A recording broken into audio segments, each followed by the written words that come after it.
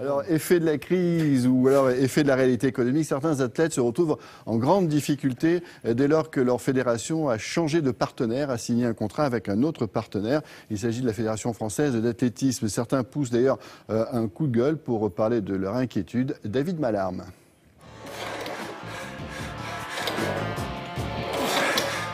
Dans la nouvelle politique, on n'a plus notre place. Dans le business, pour moi, il y avait encore, l'humain a encore une part importante. Même si on est passionné par notre sport, voilà, il faut voir la réalité en face. Si on n'a pas de financement, ensuite on commence à se poser des questions. Finalement, avec l'aide seulement du club, ça pèse pas bien lourd. C'est un blues post-olympique qu'il n'avait pas prévu. Une histoire d'argent et de valeurs humaines. En quelques semaines, Yoann Diniz est passé de tête d'affiche de son sport à laisser pour compte. À 34 ans, après 2 rendez-vous planétaires sans médaille, Diniz se retrouve sans équipementier pour lui. C'est 80% de revenus en moins. On m'avait vraiment dit que c'est pas tes résultats qui primeront sur le contrat et normalement, tu es avec nous jusqu'en 2016, quoi. On te suivra jusqu'en 2016. Donc après, quand j'entends un discours complètement différent, enfin on me dit où c'est complètement différent au mois d'octobre, ouais, forcément ça te fait un peu, ça te met un coup, quoi. Et puis après ça te fait réfléchir à la suite à donner à ta carrière. Pendant 40 ans, Adidas fut l'équipementier de la Fédération française d'athlétisme. La célèbre marque aux 3 bandes sponsorisait également à titre individuel la majorité des athlètes bleus, et pas seulement les premiers rôles. L'athlète français et son sponsor historique se présentaient comme une grande famille. Après les Jeux, l'union sacrée vole en éclats. Pour quelques centaines de milliers d'euros, la fédération part au plus offrant. Les athlètes deviennent des dommages collatéraux. On ne pensait pas qu'il y aurait une telle conséquence non plus. Ça nous a surpris et en même temps, moi, je crois que j'ai éprouvé un certain malaise.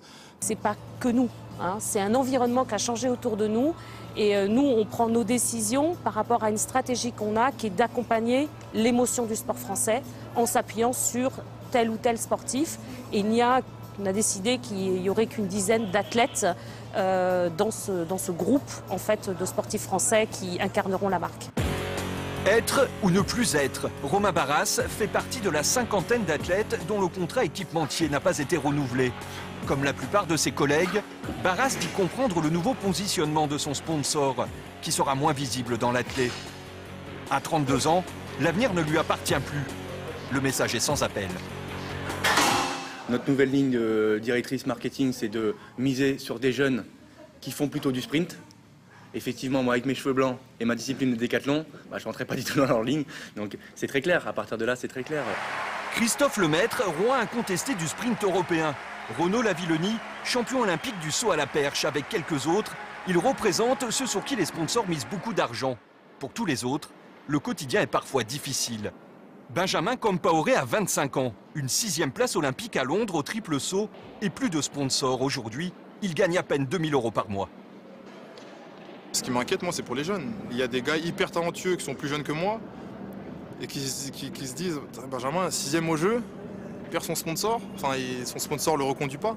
C'est délicat, quoi, parce que c'est un vrai investissement d'être à l'INSEP.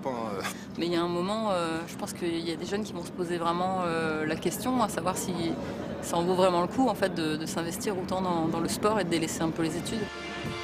Sur la dernière Olympiade, l'athlétisme français n'a jamais autant gagné. Si la vitrine est belle, l'arrière-boutique est aujourd'hui malmenée. Et Patrick, dans ce contexte, le président de la fédération a été réélu et il poursuit son bail. Oui, il poursuit son bail, ça s'est passé de justesse, mais c'est 4e mandat pour Bernard Amsalem. Et ce qui est important, c'est qu'il va certainement reconduire également Gany Yalouz, qui est très très important dans le dispositif. En tant que directeur technique national. Merci Patrick.